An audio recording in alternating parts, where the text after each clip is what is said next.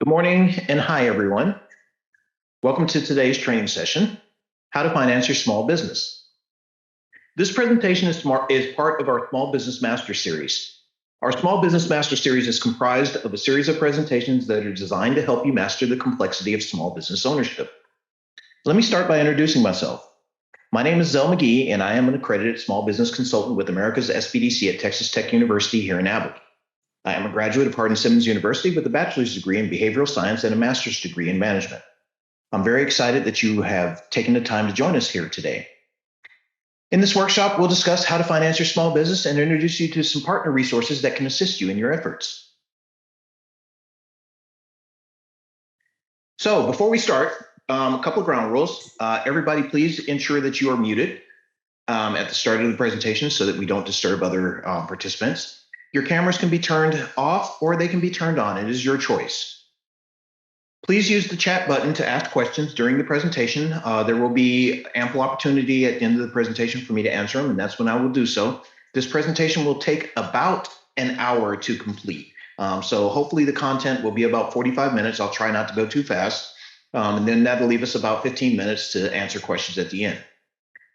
If you need more help to start or fund your business idea, you can set up an appointment with America's SBDC here in Abilene by giving us a call at 325-670-0300 or visiting our website, americassbdc.org. You can also find more webinars on abilenesbdc.org/workshops. Those are for our upcoming webinars. Or you can also follow us on YouTube, America's SBDC at TTU Abilene.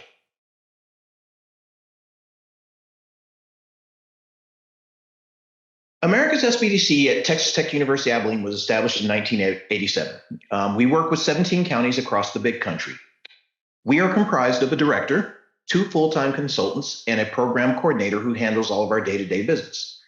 We are part of the Northwest Texas region of SBDCs, and Texas Tech University is our host organization. Our regional office is located in Lubbock. Our other centers include Texas Tech University Lubbock, of course, our university here in our SBDC here in Abilene. And then there is Midwestern State University in Granbury, University of Texas Permian Basin in Midland, and West Texas A&M University in Amarillo. The Texas Tech University Abilene provides no-cost, confidential, one-on-one, in-depth business advising and support to existing businesses. Existing business owners and entrepreneurs according to their specific needs to help them make better informed business decisions to grow or sustain their business. Texas Tech University Abilene SBDC services are delivered at no cost to you. However, we request that clients fully participate in the process and provide feedback for surveys and testimonials. We'll also reach out to you at some point during the process and ask you to complete a client growth assessment. This document is used to document the work that we've done with you, and it's recorded into your client folder. Some of our partner organizations that work with America's SBDC, there is the TMAC, which is the Technical Management Assistance Center. They help, or Technical Manufacturing Assistance Center. They help with manufacturing focus for manufacturers, with plant design as well to help you design your plant and automate your plant if you want to do that. They also help with quality standards, process improvement, and workforce training. Of course, there's the network of America's SBDCs. Here in Texas, we actually have 4 regions, so we are a big state and we have 4. Most states only have a single region. But we have 4 here, and we are part of the Northwest, and we provide consultation, training, and research, also business planning.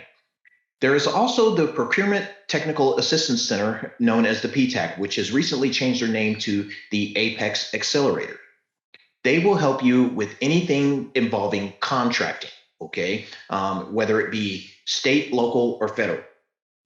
They will help with contract sourcing, bid guidance and packaging, and they are a tremendous resource if you ever want to get into the contracting world.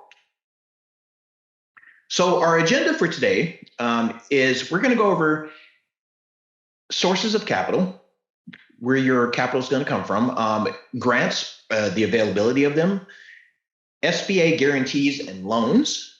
We are also going to cover financial institutions such as banks and non-banks for lending. Also, any other agencies that may be available to provide lending.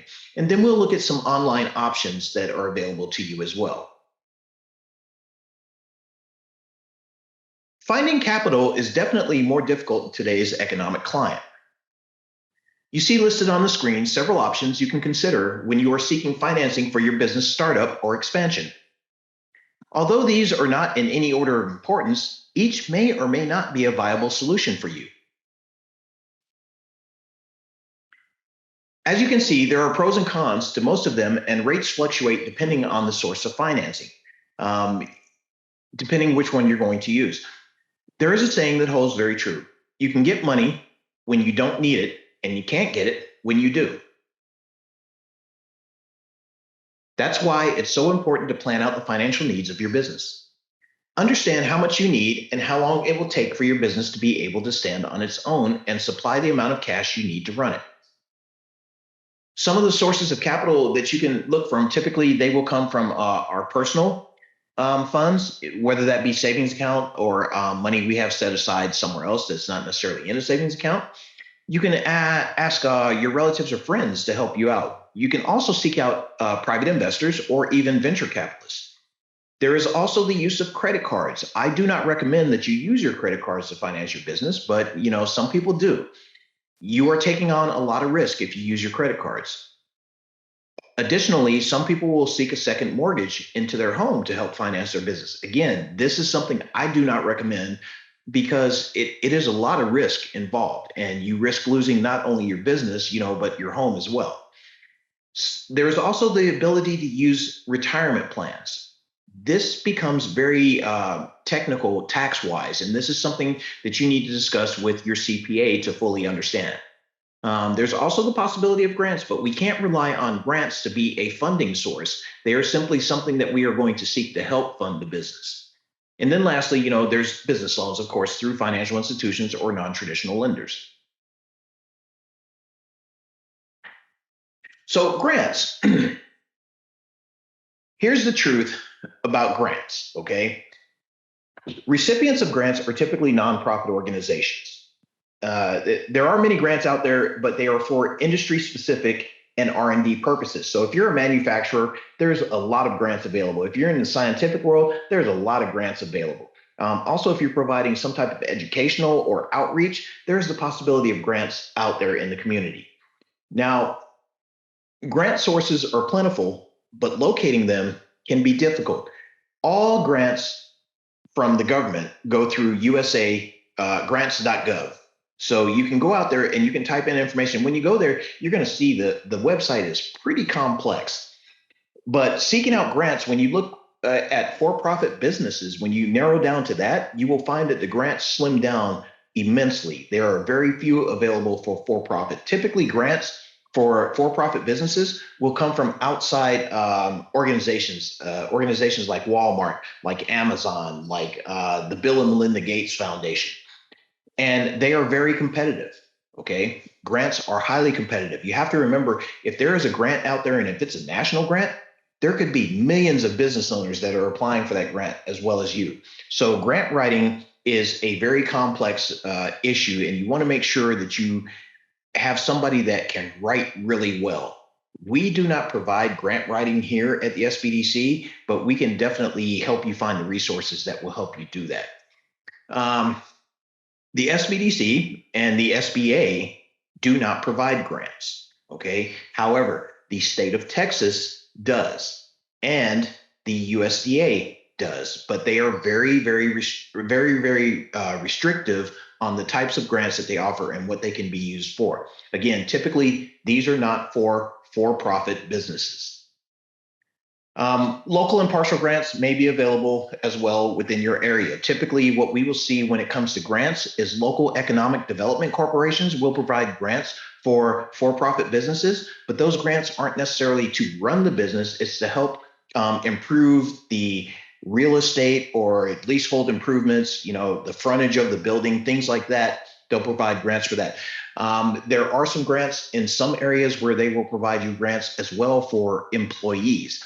So definitely check with your local economic development corporation in your area to see if they have any grants available, or if there are any philanthropic organizations that are providing grants for business owners. So we're going to talk about the SBA loan guarantee programs, how they work to approve the partners, or how they work to approve your funding, and get you in touch with partners to get the loan through. The SBA, again, does not provide loans. They go through financial institutions who are providing loans. And what they do for the financial institutions is they guarantee a percentage of that loan, which reduces the risk to the financial institution. Let's look at some of these areas here. So with the SBA loan guarantee programs, you're going to start with your lender. Most banks process SBA loans. Those intermediary lenders process your loan application and submit it to the Small Business Association on your behalf. So you don't have to worry about this. They work with this with you. You will never pay the SBA directly for a loan. That will never happen. If your lender doesn't discuss SBA loans and just tells you that you don't have enough collateral or your credit score is too low, you can ask if they are an SBA lender. If not, you may want to seek another lender to help you with an SBA loan. The SBA issues loan guidelines to each lender, and each lender integrates those guidelines into their loan processing requirements. The interest rate shown on the loans is locked, okay, to the prime rate. All right. So what that means is it doesn't change until the prime rate changes. And unfortunately, here over the past year, our prime rate has risen by about 5.25%, somewhere thereabouts. So it's gone up considerably. So you may want to consider this when you seek out an SBA loan. They are still a better option because the terms are typically better than your traditional commercial lending. They are still considered low interest because the SBA doesn't seek a premium on the actual loan on the APR rate. And they typically give you more time to repay than a traditional bank loan, of course. The three types of loans that we primarily deal with here at the SBDC are your 7A loan guarantee programs, which are what we call regular SBA loan guarantee program. They can be used for real estate, small purchases, as well as the acquisition of assets, or as working capital to help you improve your business. They will come with variable rates. There may be some percentages that are added on there. Okay. Then you have your 504 loan guarantee program, which is typically used for real estate and long-term assets. So if you're a manufacturer doing something pretty big, you may get a 504. But if you're looking to purchase real estate, you'll definitely be looking at that 504 loan program. And these are your long-term loans that typically go up to 25 years when you do a 504 loan. Whereas the 7A loans will go from 7 to 10 years. Now, there's also microloans.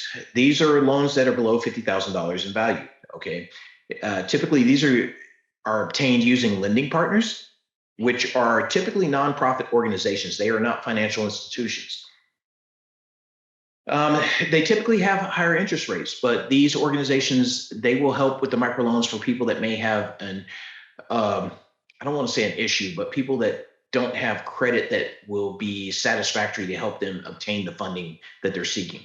They can get you approval pretty quickly. So if you're looking for something very fast and you only need a microloan, like a little bit to buy some equipment, $10,000 up to $50,000, you can go through organizations like Lift Fund, the AllianceTX.org, People Fund, or DreamSpring.org.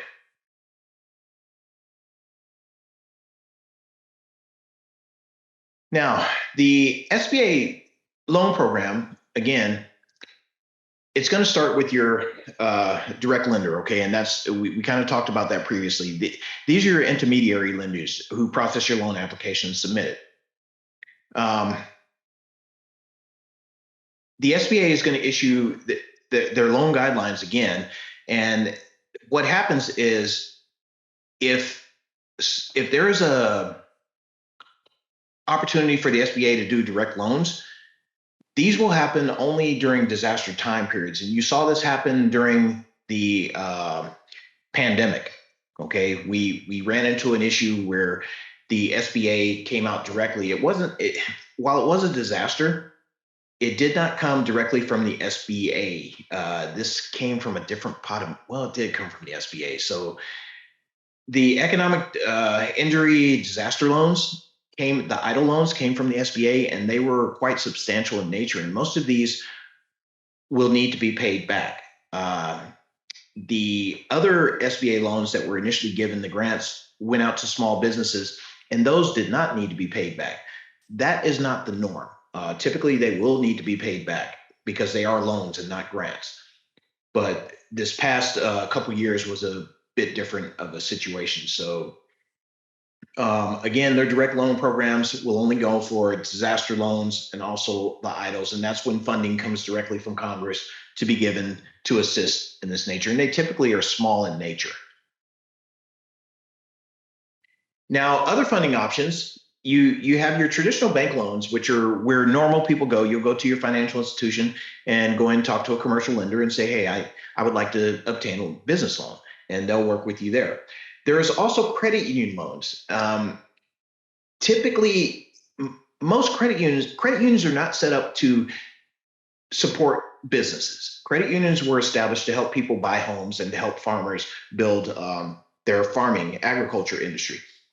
There are not many credit unions that provide commercial lending. I don't think any of them in our area do. Now, you want to check with the credit union to be sure. Typically, when you go to a credit union and seek a loan as a business loan, they're going to tell you that you probably will want to take, or that you will need to take, a personal loan, personal line of credit, something of that nature, not a commercial loan. So if you are seeking commercial lending, you definitely want to go to a financial institution. Local or regional bank will support you much better than one of the nationwide banks, okay? Because they all have a vested interest in the community, but when we go to the local and regional banks, they're supporting the community. So they're willing to provide you lending probably a lot faster than the larger banks. Now, your non-bank lender loans, your microloans from your financial or your non-traditional lenders, those can be obtained typically within less than a week, which is a pretty good deal. If you have everything documented and taken care of, they will assist you. You just need to understand the terms of their loans and understand why the interest rates are a little bit higher than going through a traditional bank. And then, of course, there is other online lenders, which there is a plethora of them out there. Be very cautious when you seek out these other lending options. You definitely want to read the fine print, okay? You want to be careful when you do this because you need to understand what's going on with the lending process. If you're using somebody that you sought out on the internet, you Googled, or even if they sent you an email that said, hey, we'll send you $100,000, for your business. It's like, just sign here. Make sure you understand what's going on. Ask questions, okay? Ask questions. It is very important. You need to research the terms they use. Typically with these non-traditional lenders, these online lenders, they will use something called a factor rate, okay? And typically they'll say, our factor rate is 1.3%. It's the best that you're going to get. Factor rates are generally associated with high-risk lending products, such as merchant cash advances or short-term business loans from alternative non-bank business lenders. Factor rates are typically between 1.1 and 1.5%. Okay. The rate will depend on several factors. One of them is your small business industry. Okay. Are you borrowing for a certain industry? Is this a lender that's in that particular industry? Typically, you will see this in the medical field because they have their own people that lend money. You'll also see it a lot in food service. Another thing they'll look at is the length of time that you have been in business. Okay. They'll look at your sales stability. And they will also look at your average monthly credit card sales. Are you bringing in revenue? Okay, what's it costing you in your credit card transactions? So you definitely want to use common sense and remember, remember, if it sounds too good to be true, then it probably is, okay? Also be aware of those you're pre-approved in minutes. Some of these people are predatory in nature, and you want to be very careful about that. Calculate the true APR of what you're paying. Okay, rates from 5% to triple digits will apply when you're seeking these loans from these non-traditional lenders. They will charge exorbitant amounts of interest in order for you to obtain the funding. So be very cautious and very careful of what you're doing there. All right. There are some factors that lenders consider when determining risk associated with loan requests. These factors are called the 5 C's. The 5 C's consist of character, capacity or cash flow, collateral, which is the guarantees, conditions, and capital or contribution, which is equity in the business.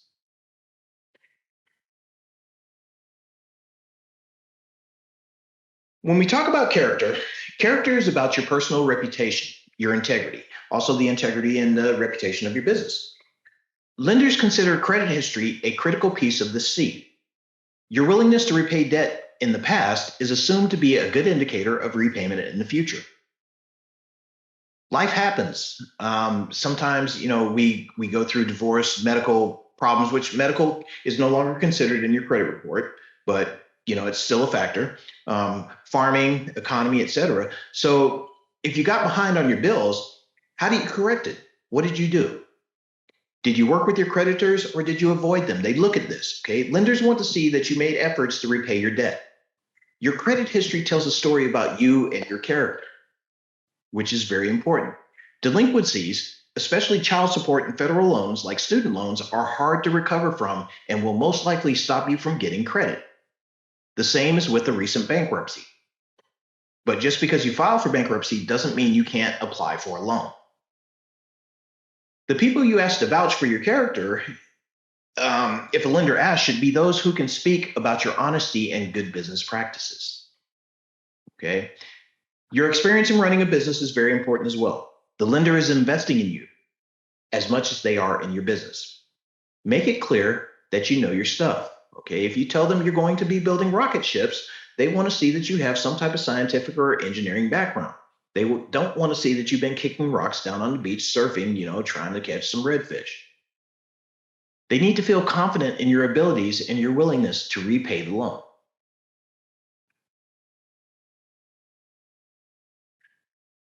Credit scores. Credit scores are a important determinant in a financial institution's decision to lend money. Most institutions will use a credit score as an indicator, of how a person has previously managed their debt. It is advisable that you check your credit score and credit report in advance of meeting with a lender. Now, your credit report or your credit score is not going to be an indicator of whether or not you're going to qualify for the loan. That is very important to understand. It is used as a risk mitigation factor. What they look at is your credit score. Credit scores of 649 and below are considered higher risk, 650 and above lower risk. They also look at your past payment history. A history of delinquencies, as I mentioned earlier, they're a good indicator that there could be a problem in repayment in the future. So if these things exist on your credit report, you need to take action prior to you seeking a loan to help get these items removed or altered on your credit report to improve your credit score, of course, which is a good thing. Now, when we talk about capacity, lenders look for capacity or the ability to repay the loan. They are required to determine if cash flow will be sufficient to repay the existing bills and the new loan. So for existing businesses, the lender will want to look at your historic cash flow and debt coverage ratio. Your debt coverage ratio is information that tells the lender if there is enough cash available to pay off its debt. A simplified example of DCR would be that you have $40,000 in net operating income and it will cost $32,000 each year to make your loan payments. This would give you a DCR of 1.25, or in other words, for every dollar in new debt, you have $1.25 in net operating income to cover it. Banks usually have a minimum DCR they need to see to approve the loan. So the higher that you have for your DCR, the better off you're going to be. So the more money that you're bringing in cash flow wise is going to reduce risk much more. It's going to give you a higher capacity. So for startups, because historic business financial statements are not available, Lenders will look at your global cash flow projections. In other words, the money that's flowing in and out of both your personal finances and the business finances is what they're going to look at. Lenders want to know that they can get repaid for the business loan, even if the business fails. Okay, so it's important to understand that as well.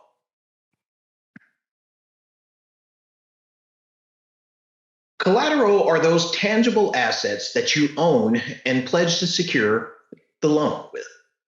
Examples of collateral may be a building, equipment, vehicles, or other physical assets. Lenders really don't want your stuff. They don't. But if the loan isn't paid off, they need to be able to get some of their money back. So if all you have is collateral, you may want to look at some alternatives because cash is king. And a lot of the banks right now are looking for cash. They're looking for hard earned cash. When applying for a loan, you'll be asked to give a list of collateral you're willing to pledge for the loan. This can be real estate or other assets purchased with the loan you are getting or things you already own. If something is not yours outright, which means paid off, you cannot pledge that portion that is already securing another loan. So basically, you can only insert the equity as collateral. So if you want to use your home and you still owe $200,000 on your home and it costs you $300,000 to buy the home, then you only have $100,000 worth of collateral that you can inject into the business because that's all you have in equity. When we talk about conditions, the conditions of the loan and the community industry are considered in this C. What is the loan amount? What is the interest rate? And what is the length of the loan? Will you use it for working capital, equipment, inventory, or some other purpose? A lender has a responsibility to ensure that the term of the loan is appropriate for its purpose. In other words, if you are borrowing money to purchase equipment that will last 5 years, your loan should not exceed the life of that equipment. Another important consideration is the economic condition of the area in which the business will operate, as well as the economic condition of the industry. Questions about whether your new business can compete in your area will need to be addressed. Can another restaurant or clothing store make it in your community? What is the market potential for your product or service? Market research can help you answer these questions, and we here at the SBDC can provide you with no-cost market research. Okay, so we're a valuable resource to use in that regard. Existing businesses should be able to demonstrate a strong market for their product or service, and that changes in their industry won't affect their ability to compete. Basically, the conditions are saying just because you build it doesn't mean they're going to come. You need to show that you can bring people into your store, how you're going to bring them in, how you're going to sell your products, how you're going to sell your services. Okay? The bank doesn't want to know, the financial institution doesn't want a lot of promises on your behalf. They want to see some cold, hard facts. So it's important to include these in your business plan when you're working towards getting your loan.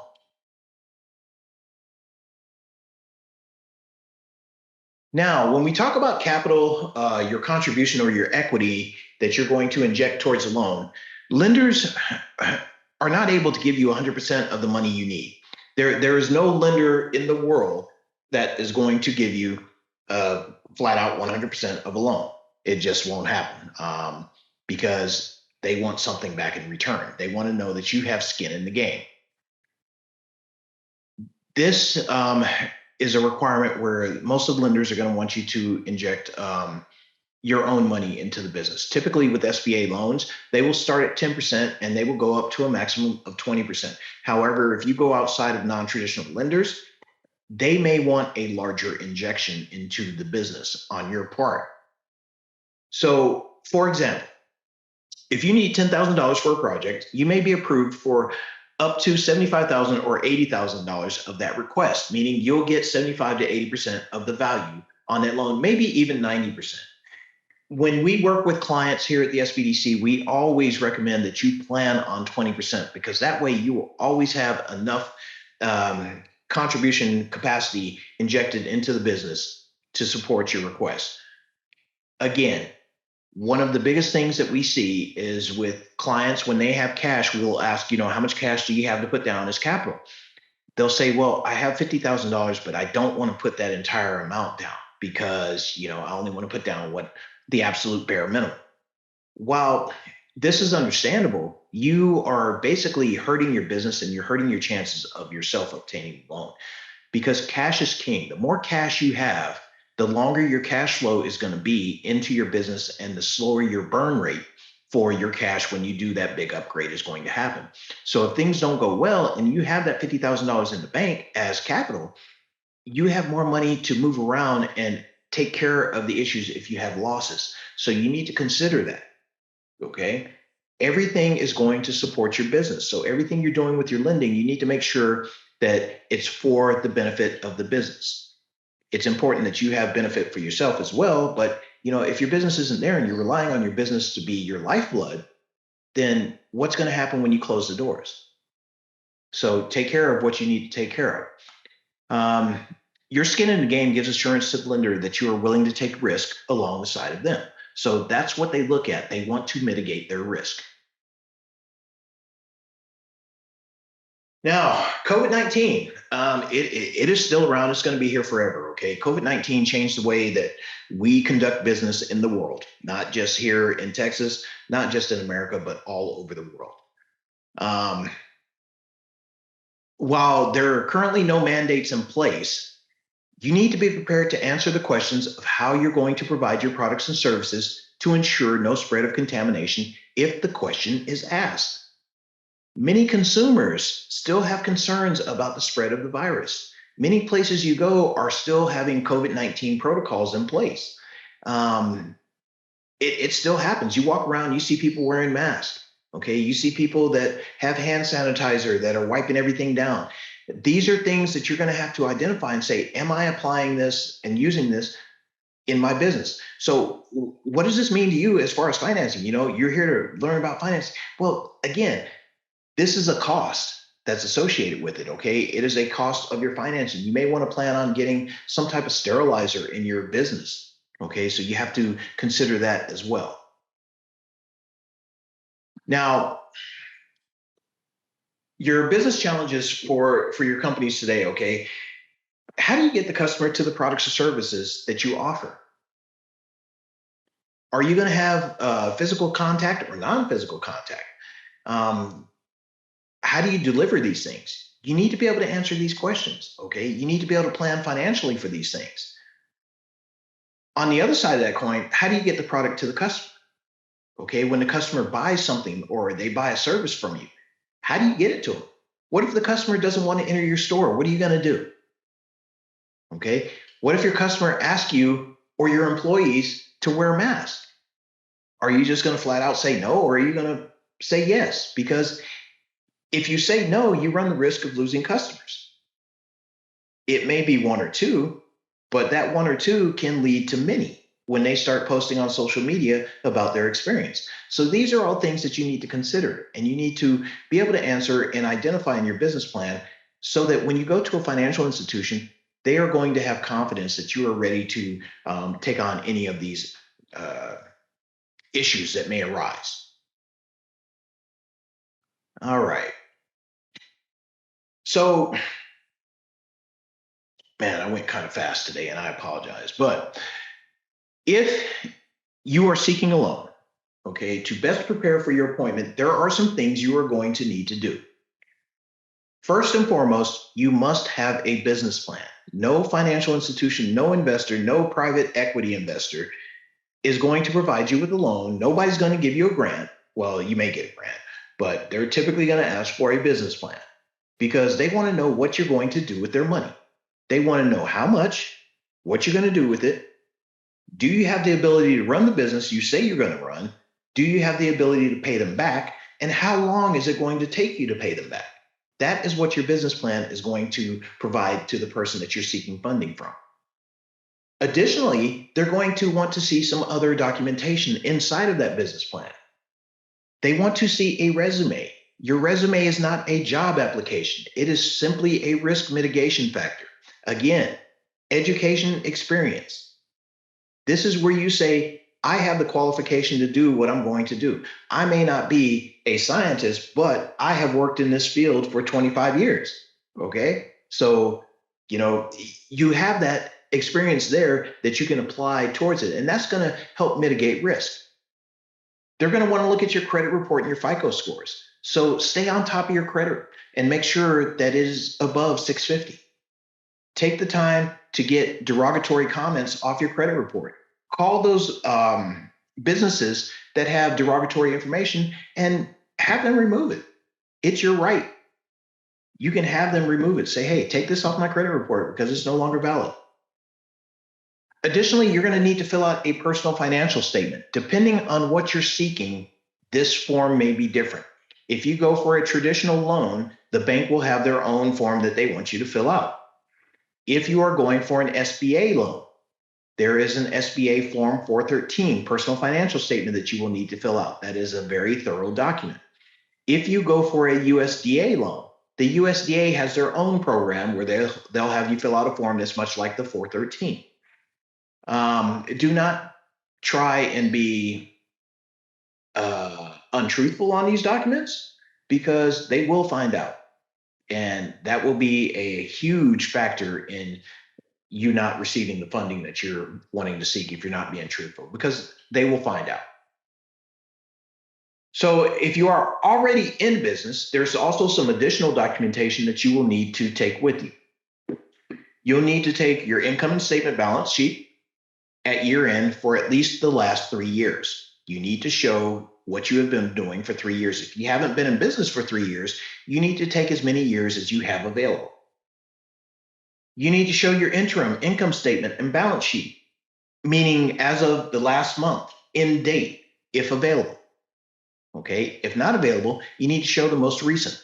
Show them where you're at. Show them that you are making money.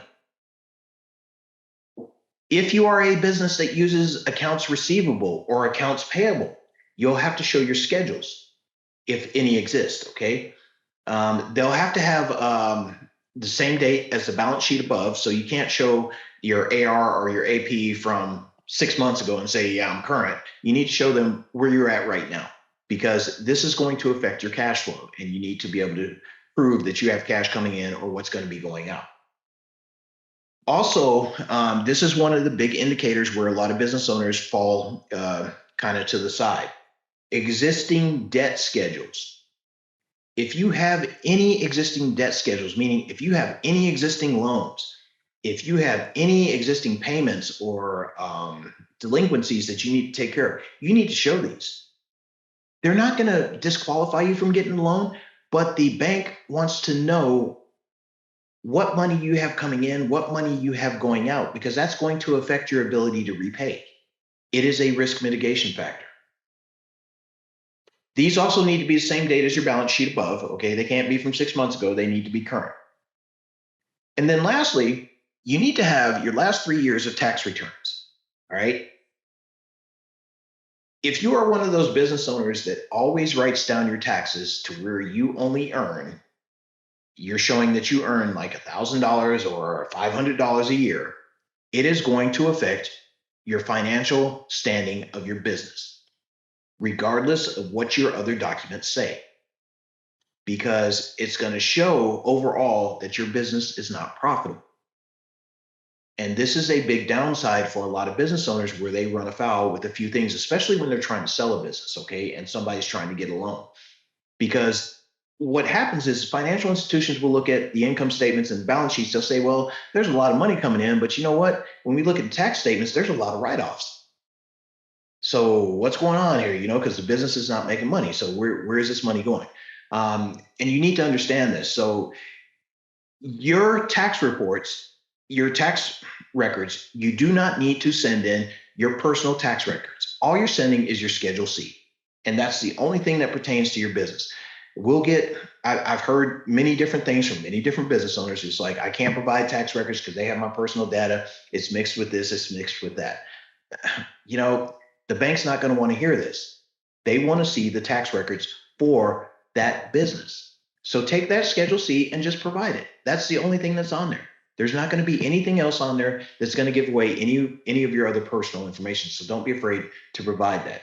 And the more information that you can provide, the better you're standing financially with the financial institution. All right. So the personal financial statement. This is a listing of what's going to be on the SBA form 413. And what this is going to do is help you figure out what assets you have. Okay. That is what you currently have, what liabilities you have, what you owe. What are your sources of income? Where does your money come from? Okay. And what other contingent liabilities may you have? Are there any things that you need to pay for that need to go out that's going to affect your cash flow overall? These things, this is just a shortened version of what's on the 413. It is much more thorough. I think it's a 2-page, 3-page document. It's got a lot of questions on there, okay? But you will need to fill these out and you will need to provide this information. So when you get ready to go for a financial loan, you need to start gathering this information because the bank is going to want to know everything. This also goes for your non-traditional lenders as well. They're going to have something in regards to this as well that they're going to have you fill out. Okay, that concludes the presentation of this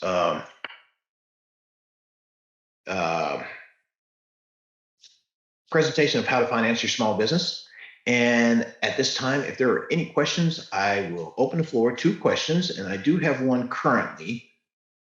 Someone is asking, where can we access this form? When I send out the slide deck, which is going to come out later today or early tomorrow, it will include a copy of the SBA Form 413. You can also obtain this document from the SBA website. If you go to sba.gov and seek out lending, they do have this document available. Again, that form is called an SBA 413, Form 413, Personal Financial Statement.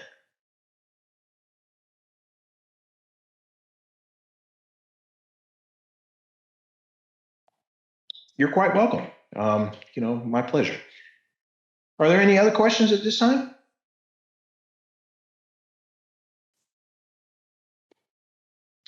If there are no more questions, this will conclude today's webinar. This webinar will be secured and posted on our YouTube webpage. I'm not sure when, because I do have to send them for review before I can post them. So it will take me a couple days to get this together, but it should be on there before the end of the week. So you'll be able to go back and pull this up. Again, I will be sending out the slide deck. You should get an email from us here shortly, later on today or early tomorrow. I'm not sure when it will go out. If it goes out end of day or first thing in the morning, it just gets submitted and then gets sent out. Thank you for your time. Sir? Yes, sir. Can you hear me? Yes. Quick question. So you said the bank is 20 to 30% of a project. And so let's say I'm in the business, let's say $50,000, $70,000, whatever it is. And I'm like, hey, I need an extra $20,000, $30,000 from the bank to launch a product or whatever it is. So would that be considered, they'd be like, okay, we see that you're in the business that far that we'll go ahead and fund the rest? Or is that, I'm assuming then there's the risk of tapping yourself out of money and then looking for money and they'd be like, no, we're not going to fund that, correct? Am I understanding that correctly? There's always that possibility, but okay, let me clarify a few things. The financial institution, typically when you seek a standard traditional bank loan or even an SBA loan. Well, okay, let's start with SBA. SBA starts at 10%. They typically go up to 20%. We recommend that you plan on 20% owner injection. Traditional lenders will typically start at 20%. They may reduce that depending on your financial institution. Okay, but it's normally about 20%. Now, as far as you being in the business already, can you clarify that 50 to 70, is that debt that you owe, or is that your equity in the business? That's equity in the business. That'd be 100% bootstrapped. I think you know who this is, but yeah, 100% bootstrapped. So you have equity, that's going to show as equity. And that's how you're going to show it, because that's paid off. That's going to put you in a better standing than if you did not have that. Okay, does that make sense? And would you recommend like just trying to get a loan like that where you have the buffer, you have that cash flow just sitting in the bank, even if like what you said, I have money, so I don't really need it, so that's the perfect time to take a loan? Or do you think it's just, I don't know, is it good business sense just to have that padding in case you might need it at some point? If you are seeking a loan, you need to show a use of funds. Okay. Not many banks are going to give you money so that you can just stick it in the bank. If you are looking to launch a product or if you're looking to expand, then yes, that is a good time to take a loan. If you don't need to take a loan, it's always best not to take a loan because you're acquiring more debt. And that's going to cause you to have another payment, which is something you want to mitigate if you can. I would definitely say take a look at your current business situation and determine, what is your why? Okay, when you ask that question, when you say, should I seek a loan? Why would you want to do that? And once you answer that why, that's going to help you determine whether or not that is a good business decision. Does that make sense? Perfect. Yeah, no, absolutely. Thank you, sir. Oh, you're welcome. You're welcome. Thank you for the question. That was a difficult one, but thank you. All right. If there are no other questions, I would like to thank you once again, each of you, for participating today. And check out our website at americassbdc.org or Abilene SBDC. You there? Yes, ma'am. Question. So I noticed earlier when you covered micro loans that the conditions and the terms are a little different because of the different circumstances or situations from various business owners trying to get those. What is the versus of micro loans versus hard money loans? Well, typically with the microloans, what we see is one, if you come in and say, you know what, I only need $5,000, $10,000 because I'm going to buy a new tractor for the business because I want to, go out there and ride around rather than keep walking the field, seeing what my people are doing. Like if you're doing landscaping or whatever, so you're going to buy one of those little gators or something to take water and stuff around. And it's going to cost you, I don't think they cost 10K, but say it costs 10K. You would probably want to go seek a microloan versus a traditional bank loan because typically most lenders may not want to touch loans of that low value, and they may refer you to a microlender anyway.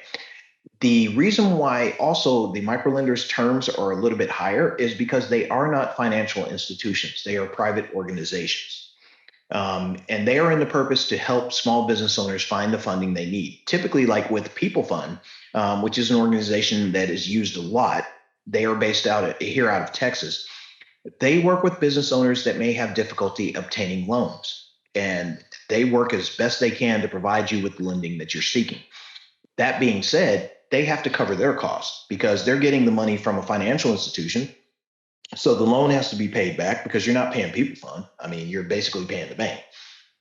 And they also have to cover their own costs. So their interest rates are a little bit higher to cover that. They're not exorbitantly high. Otherwise, we would not partner with these organizations. There are some other lenders out there, okay, which are on the internet that I caution you to be very, very cautious of because they are predatory in nature and they will try and pull business owners in unaware and get them. And then they start charging crazy APR or factor rates, which affect you immensely. It's kind of like those payday loan services. You don't want to get caught up with them. Your microloans are definitely a good resource if you're looking for small amount of capital, because again, you're not going to carry these loans for 15 years. They're only going to be 2 to 4 years max.